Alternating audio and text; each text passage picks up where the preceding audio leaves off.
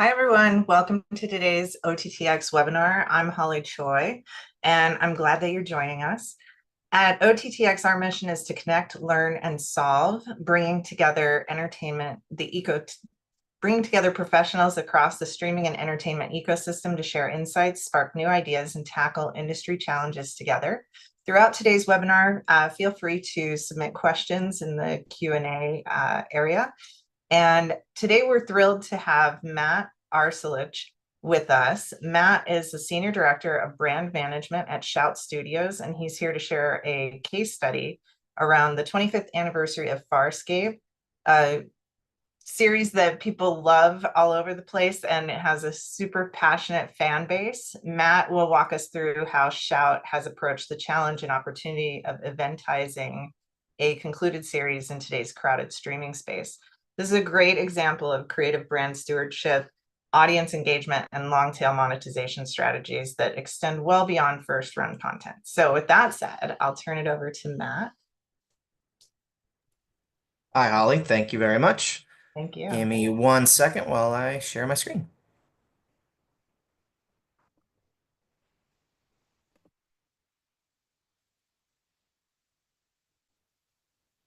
Okay, let's get going here. Sorry about that. Don't know why it did that, but here we go. Yeah, so as Holly mentioned, we're going to talk about eventizing Farscape on its 25th anniversary. Everything that we're going over here is going to mostly be data from 2024. And those of you who work in the streaming space know that it can take some time in order to get your hands on some of your data. So that's why we're talking about something from last year. But it's all going to be really, really good, and looking forward to sharing some more with you.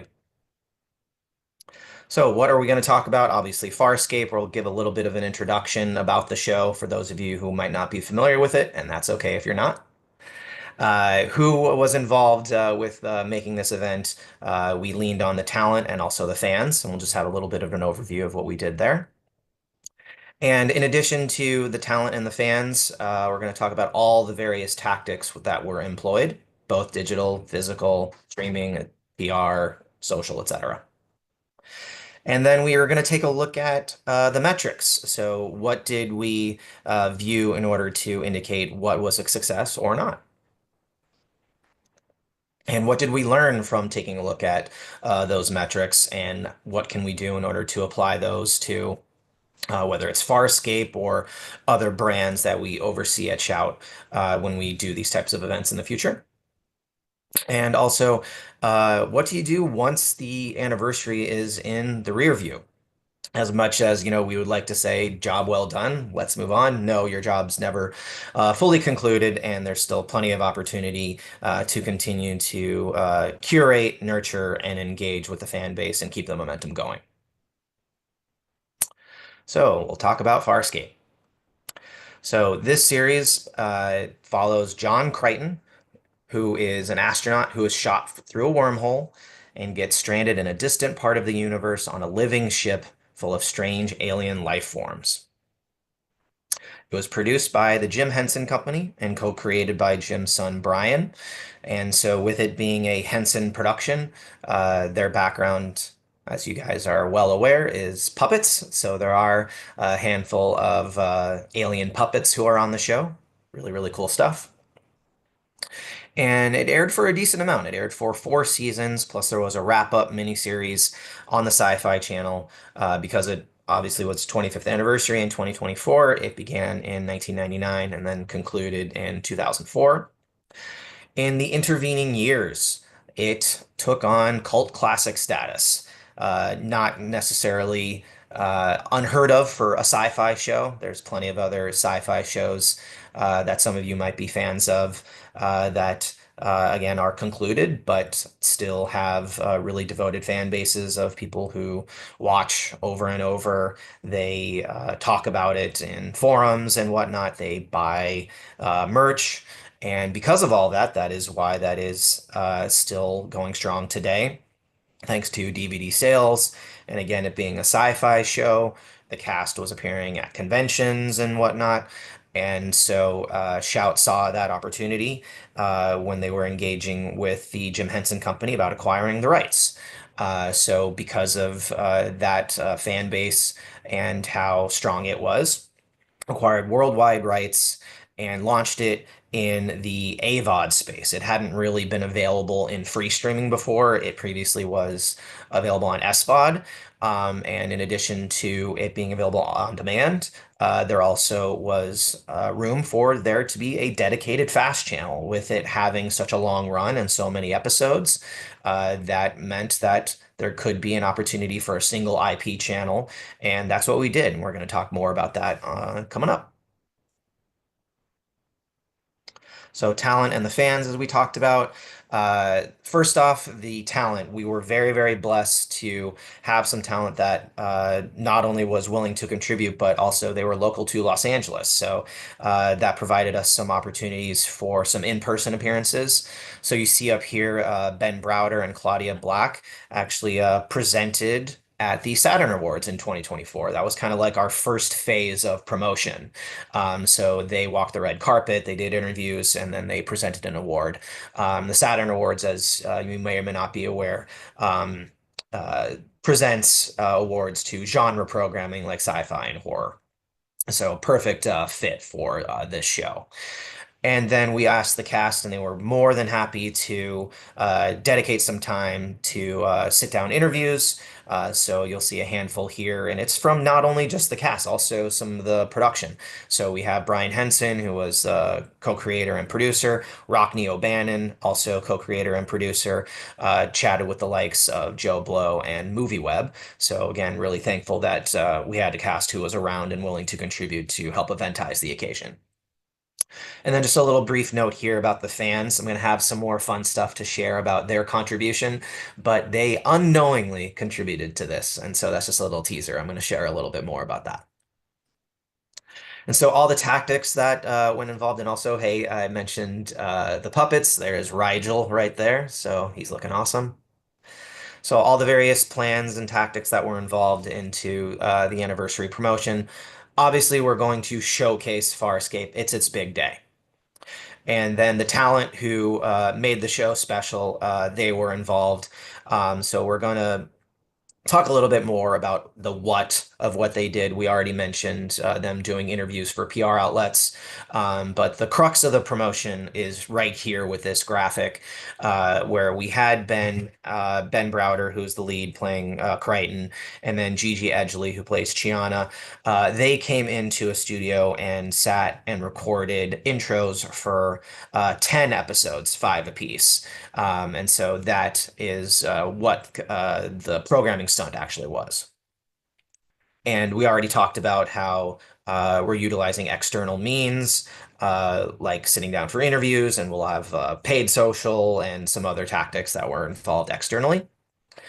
And then the fans, we talked about how they contribute, and we are going to involve them in our stunt programming. And then the channel, that is the destination. The Farscape has its own channel, which not too many other properties do. And we want to send as many of the fans as possible to the channel, and hopefully they make it a part of their streaming day. And there's a whole lot of other people who are involved in making this happen. So that is a tactic in and of itself, and utilizing, the various great people, both internally and externally, who made this what it was. So, my background is in physical media, and Shout is as well. That's how they made their name, by distributing great content on DVD and Blu-ray. And the big value proposition for why to buy is always, what can you do in order to entice somebody to open their wallet? For the most part, in the physical space, that is putting bonus content. People are able to buy a feature film or buy a show pretty easily, but why to uh, own it and instead of just stream it? And so we took that tactic to heart for this streaming event. And so I had mentioned that we brought in the talent to record special introductions for some cast favorite episodes. And so we had Ben and Gigi do that for their episodes. Their introductions came out wonderfully. And then we also had Brian Henson come in to record a special greeting to the fans as well. So that is the equivalent. It's the why to buy. This is the why to watch. Because again, they can watch it whenever they want, but why to watch on this certain day at this certain time. And that's because we had this bonus content that was recorded. And next up, we're going to share a promo for the stunt. So here we go. Hopefully you guys have your speakers on. Tune in to Shout TV for a 25th anniversary marathon of Farscape. Featuring 10 favorite episodes of cast members Ben Browder and Gigi Edgley, with a special introduction from Brian Henson. Farscape 25th Anniversary Marathon. Tune in at 11 a.m. Pacific, 2 p.m. Eastern, Tuesday, March 19th on Shout TV. So we talked about taking an approach from our background in physical. We can do the same by borrowing some tactics from the broadcast space. So whenever there's a big event or a big initiative, you certainly see broadcasters try to internally share what is going on within that world. So here's an example where if you opened the Shout TV app, we wanted to make sure that the Farscape channel was right there front and center. That promo that we just shared, that was running during the commercial breaks, both on the Farscape channel and on our other channels that we oversee. So wanted to make sure that even if you weren't necessarily watching the Farscape channel, maybe you were watching Alf or Johnny Carson, you saw that spot and that maybe enticed you to tune in. We also started to employ lower thirds graphics to tell people in the days leading up to the marathon that, hey, make sure you're tuning in on Tuesday, the March 19th, because we got something extra special planned. And coming up, there's going to be some additional material that we asked Ben and Gigi to record that, again, you see a little bit more in the linear space, but not necessarily the streaming space. Them saying you are watching type material. This is just a couple quick videos in succession. Hi, I'm Ben Browder, 25 years older, and you're watching Farscape on Shout TV.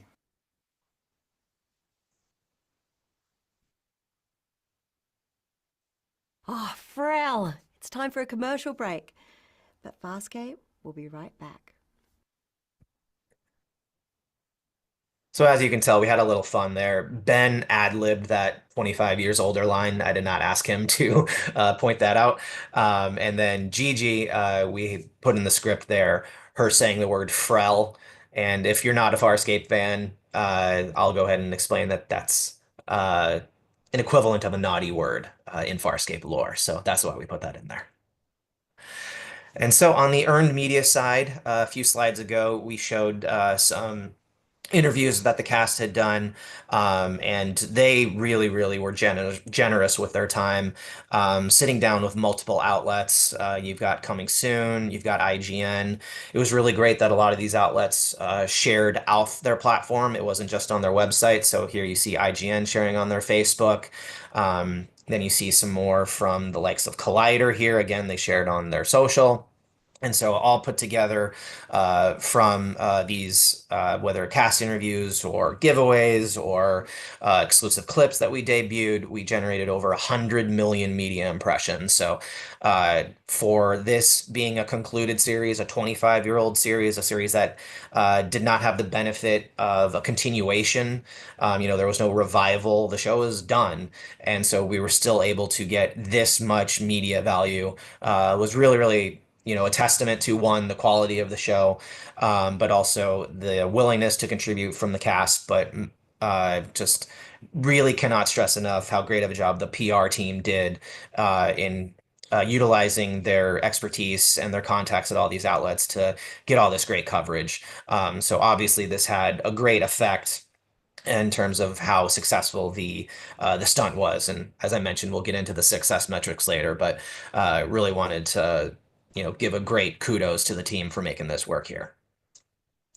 Social side, we we're of course going to post about this on the Shout socials. We're gonna, because Jim Henson controls the Farscape socials, so we asked them to post, and then Gigi could not, be more thankful for her for posting about it as well.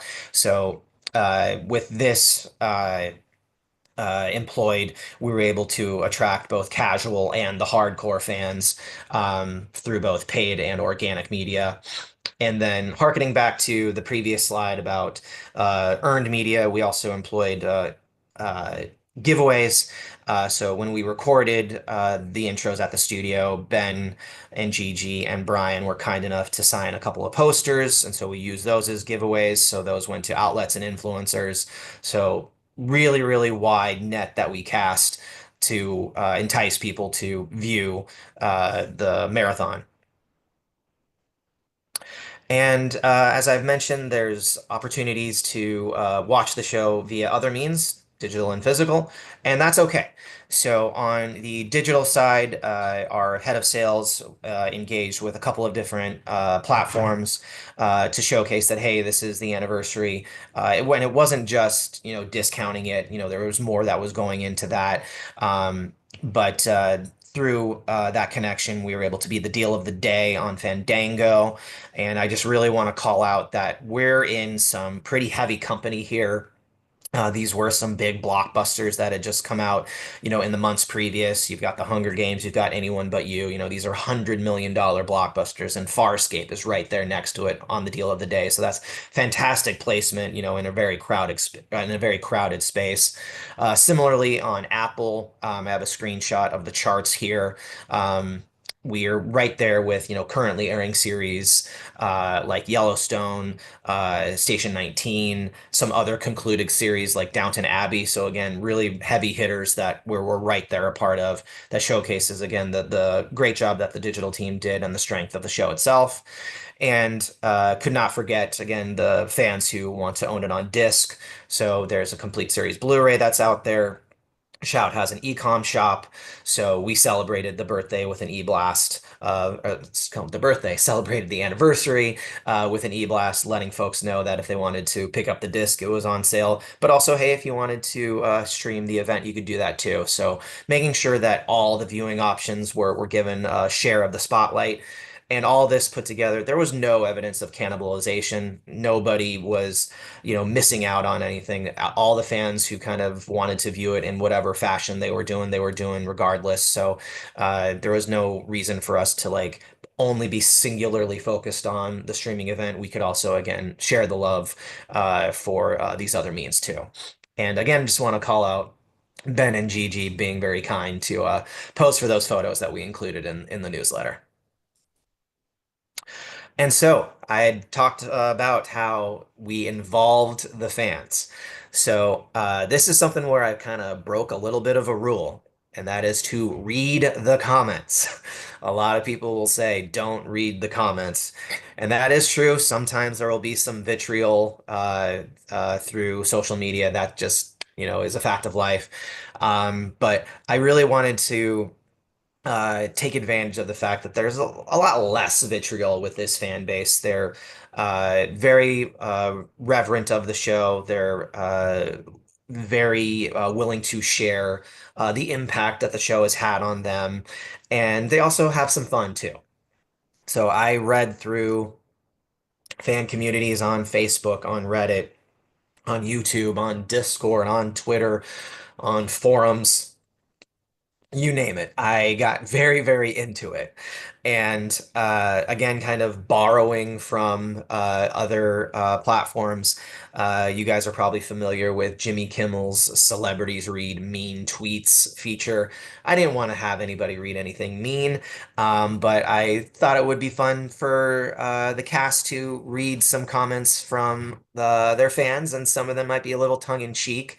And so this happened right here where Ben read some fan comments, and this fan, Jennifer, she noticed it and it got some incredible engagement. You can see if you squint a little bit some of the views right there, and that's the highest performing post about Farscape of the past couple of years, is her reaction to seeing that Ben read her tweet. And you can see he's a little embarrassed, and we're going to watch that video in a second. And then a little bit more on the gushy side and less tongue-in-cheek side, just because it was such a big anniversary day, and because the fans really truly helped make Farscape, into it having such an enduring legacy. We recorded a special thank you video with Ben, Gigi, and Brian, and then we posted it on the subreddit here. And this is just one of many comments, but if you can take a look at this comment here where they say, "Oh wow, I love this. It's awesome that they seem to truly care about the show and their fans." So that's something that's going to be a little difficult to pull off. If fans are going to know if they're being patronized, and so I think we really nailed the tone here, and they were again very appreciative of getting thanked. Because I don't think, fandoms are used to kind of hearing that. And so I was really glad to see that, we got such a good reaction like that. And so without further ado, here is the video that I mentioned before. So this is Ben Browder being a little uncomfortable, but having some fun with some of the fan comments. This is about a minute and a half long.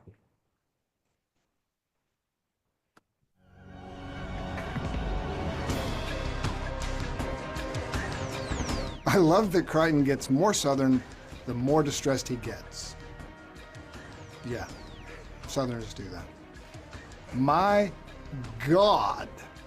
It's hilarious how often Crichton winds up getting shanghaied into marriage. He's a man who likes to be married. Farscape really didn't have to go so hard with the husband material that is John Crichton, like OMG. I'm penning an angry letter to Ben Browder. This is too much. Okay? Let's go to the next one. Wow. John Crichton's arms really do glisten deliciously in high resolution. ... Hashtag swell. Okay. On this episode of Farscape, John Crichton is once again straddling that line between manly masculine man and pathetic meow meow.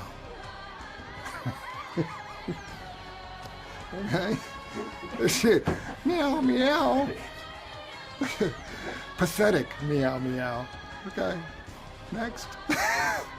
The amount of emotion Browder could show on his face or in his eyes as Crichton will always impress me. He's very kind, thank you.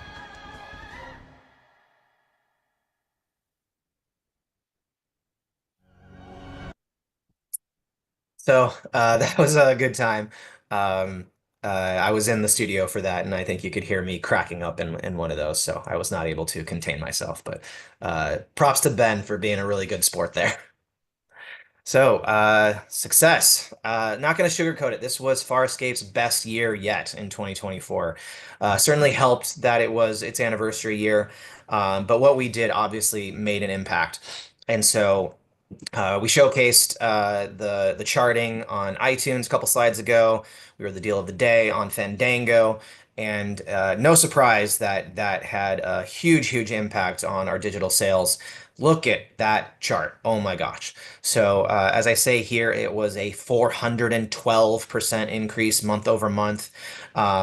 Even bigger than some other events that happen during the calendar year. August, September, there's going to be generally some increase in TV sales because that's when, the fall TV season kicks in.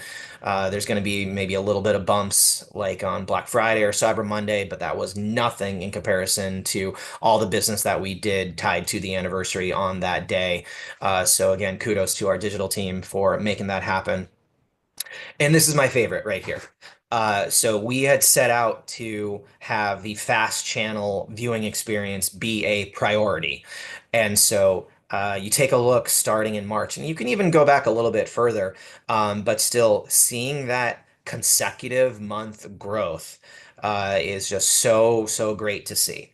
And it is not just because we did this event and then people uh, watched during that day. It was because they stuck around. It's because of the other items on the margins that our programming team does. It's because it's not just showing the show on a loop.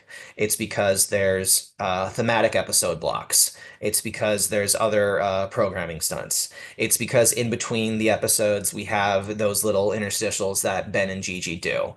It's also thanks to the great job of our sales team, who are continuing to work with the platforms that carry the channel, and also to see if we can get any more platforms to carry it. Regardless, I love seeing this chart. I love the fact that we had our best month ever in December. It showcases that the audience was sticky, and also that we're attracting new audiences as well. And so Farscape does not show any signs of slowing down, despite the fact that, again, it is off the air. So really love seeing this, and can't wait to, again, keep the momentum going. And so what did we learn? The first couple are specifically about what I learned. And so I learned that, hey, my programming team, they have deadlines, and I can ask for maybe a favor on occasion, but they are not going to allow me to do that every single time we have an event, we have any type of programming stunt. They have those deadlines for a reason. So lesson learned. I'm sorry for doing it for this one time, but I'm doing better lately. I hope you all can agree when I say that. On the partner support side, with your Tubies and your Amazons and your Plutos and your Rokus, they lock in their editorial months in advance. And so if we were expecting any kind of support from them, like on social or on the platforms, we needed to let them know a lot more in advance than we did on this occasion. We were kind of hamstrung by the cast's availability, but now that we know that if we want to, hopefully get some support from a platform partner, let's lock in our artwork, let's lock in our programming well in advance, so that way they can potentially, promote on the day. And speaking of the platforms, this was just a single day event. It only aired on that one day because the anniversary, of course, is just on one day. But there could have been an ability for us to turn this into a multi-day event, because the platforms, they don't like to swap things out, every single day. They want to be able to share with their users over a weekend or over the course of multiple days that, hey, this stunt is occurring. And so we're not necessarily talking about Carol Burnett here, but I will share that this past weekend we had a weekend-long event tied to Mother's Day. And so we took this learning from Farscape and applied it to Carol Burnett. So just wanted to share a real-world example, and it's just on my mind because it was this past weekend. And so, again, more and more about partner investigation, so to speak. So once you do have your hands on the data, where are you popping? And is there maybe anything additional you can do with that partner? Are there opportunities for more editorial? Are there opportunities for them to maybe include it in an e-blast or anything else that can come to mind? If the audience is already showing up, what can you do to keep them around? And also, what can you do to get more? And speaking of getting more, maybe there's a platform that hasn't necessarily brought the channel on, or maybe doesn't even have the show up for AVOD. And you can utilize all this data. You can have your sales team share, like, hey, look at all this fun stuff that we're doing for Farscape. You guys are missing out. And so on the fan side, I kind of, did my little fun comment promotion. But in this day and age, there's no reason, if you have willing talent, to not have live one-on-one conversations with fans. And we could have done that last year, so that was kind of a missed opportunity. So could have potentially done a Reddit AMA, could have gone live on Instagram, or utilized YouTube or Twitch. And then another key learning is that this is a worldwide show. It is not just relegated to the US and Canada or English-speaking markets. There are fans who discovered this show when it first aired in multiple different countries, and we need to make sure that we're servicing them too. All right, so what do we do in order to keep that momentum going? We are not done yet. So one is that sure, we wanted to make this exclusive, that if the only way you were able to watch was to watch on the day, but the anniversary was on a Tuesday, and people work or weren't necessarily able to carve out the time.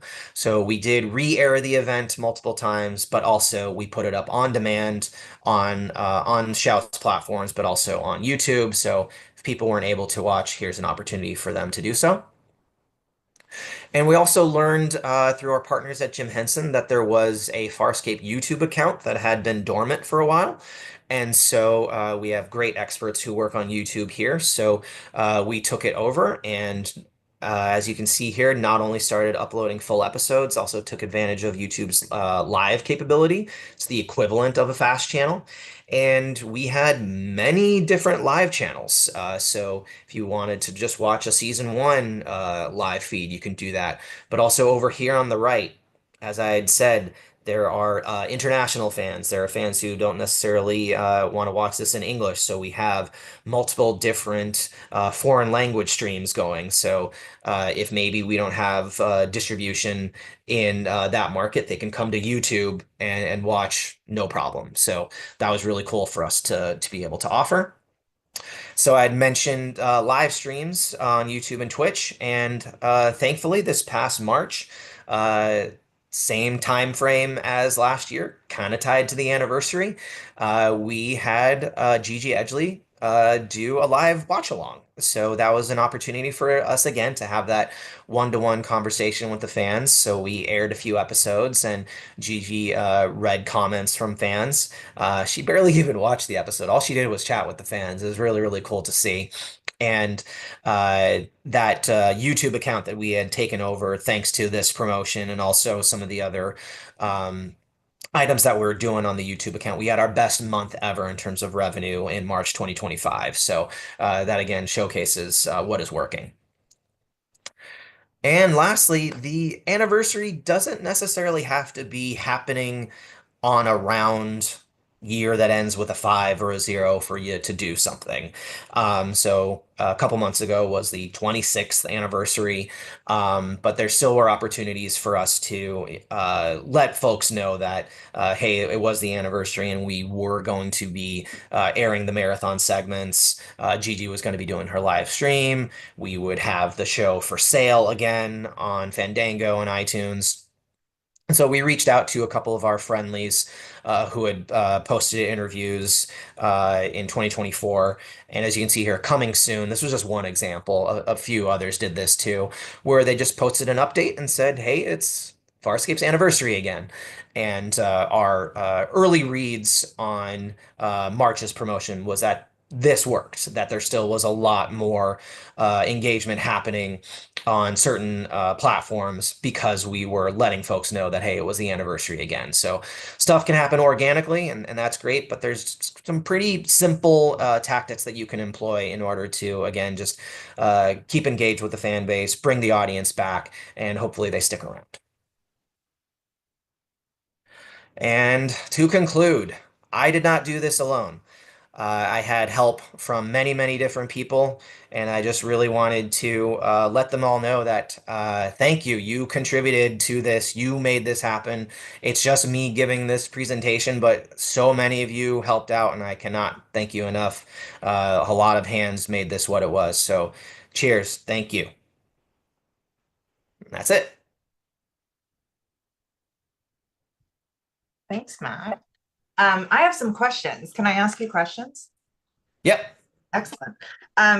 So you talked about some of the metrics that you used in sort of determining how successful was the program. Can you talk about kind of how you determine what are your key performance indicators? Like, how do you go about deciding how you define success?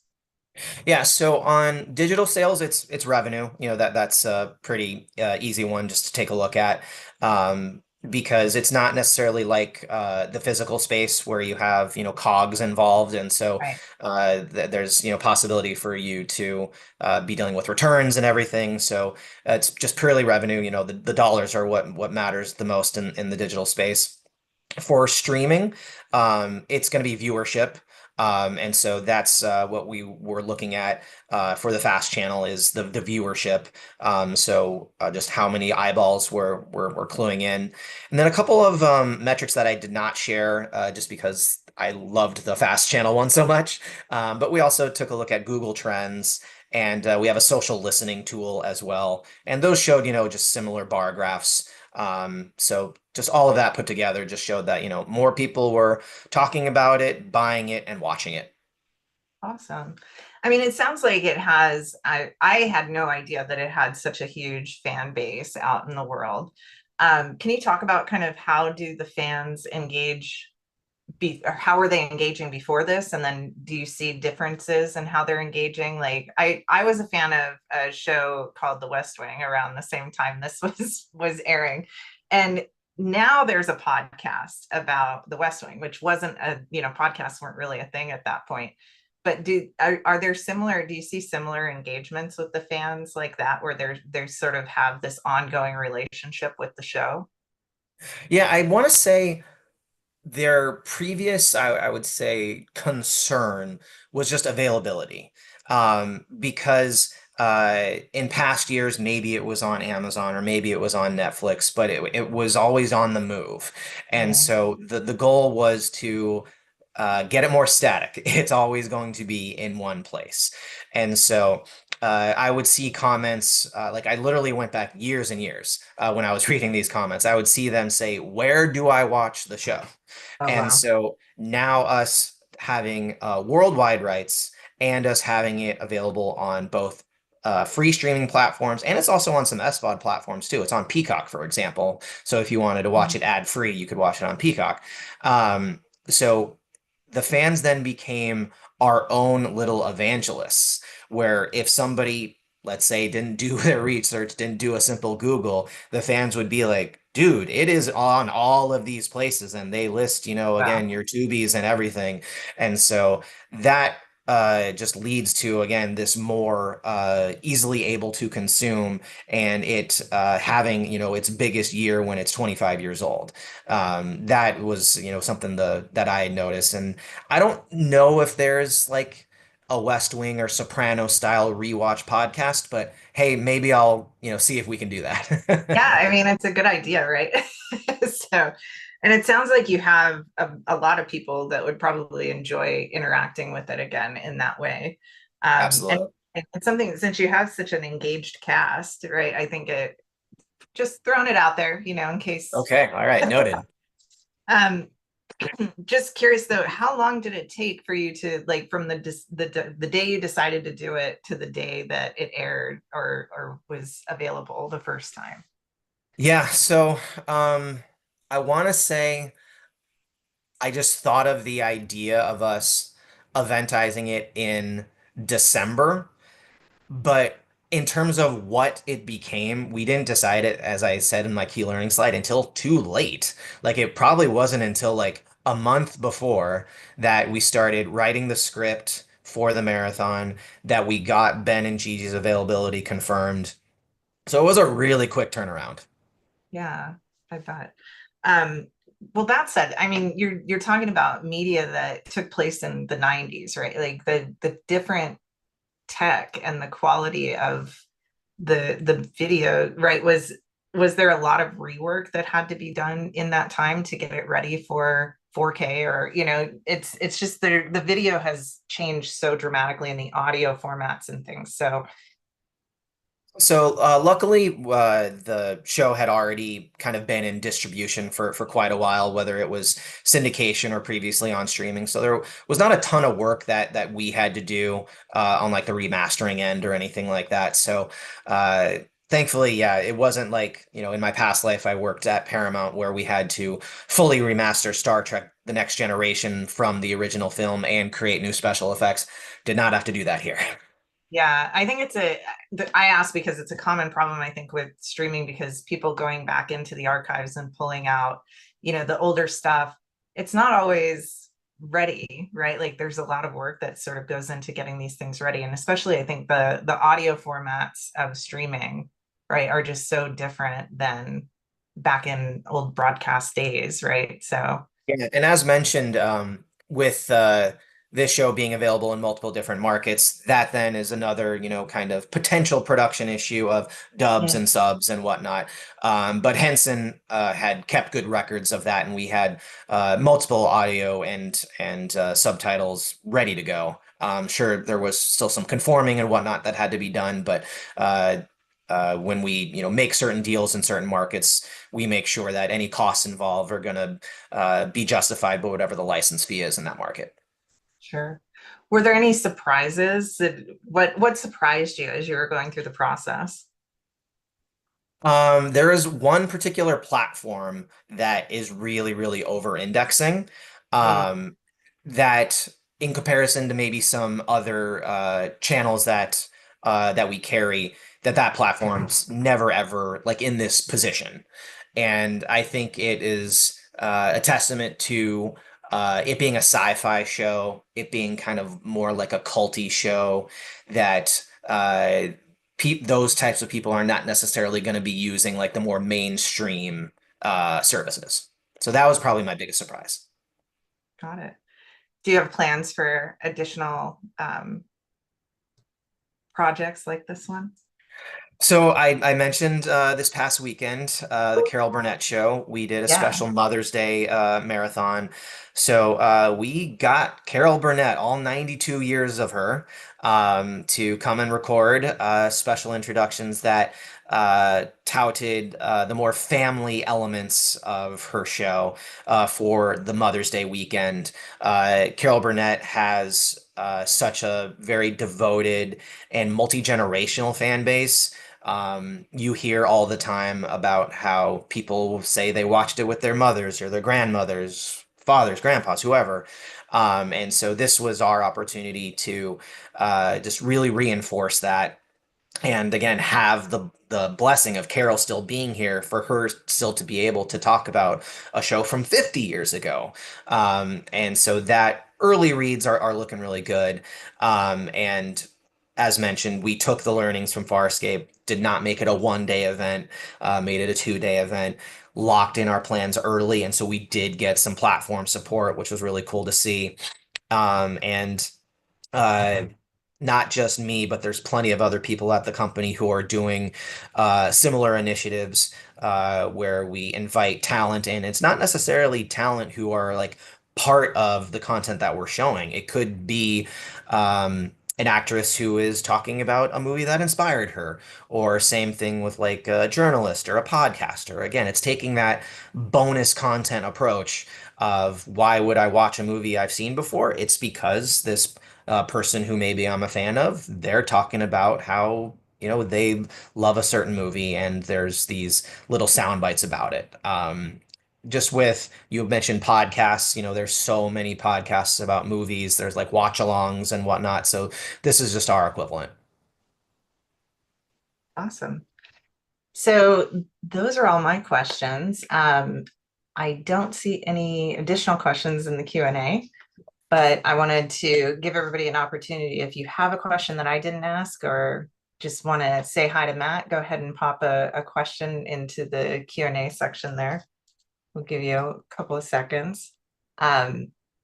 So the Carol Burnett example. So that it just goes to show certain performers are just comedic geniuses, and will always be beloved. I think I know we have a Lucille Ball love in this house. So Oh, so great timing because ah uh, during we had a little like Q&A session where we did involve the fans ahead of time. We asked them on Facebook, hey, we're talking to Carol soon. Do you have any questions for her? And during that Q&A, which we recorded and then not only put as part of the marathon, we also took that clip, and People Magazine debuted it last week. And it was where Carol shared that she and Lucille Ball had a really long-lasting friendship of Lucille Ball sending her flowers on her birthday every year. Oh, that's so nice. Oh my Yeah, God. pretty good stuff. So we do have a question from Connor.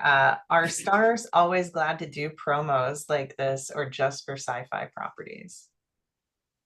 It really depends, and I am blessed to have, great producers on staff who already have, relationships with certain talent already from other projects, and they're gonna have a feel and know, if somebody's game, if they're gonna be okay with reading a comment about their arms glistening. So it's just gonna vary. And, sometimes, you're gonna have to go through a publicist or whatever. You're not necessarily gonna be able to have as much fun. But I would say, yeah, like sci-fi, you tend to find, more people willing to go with the flow.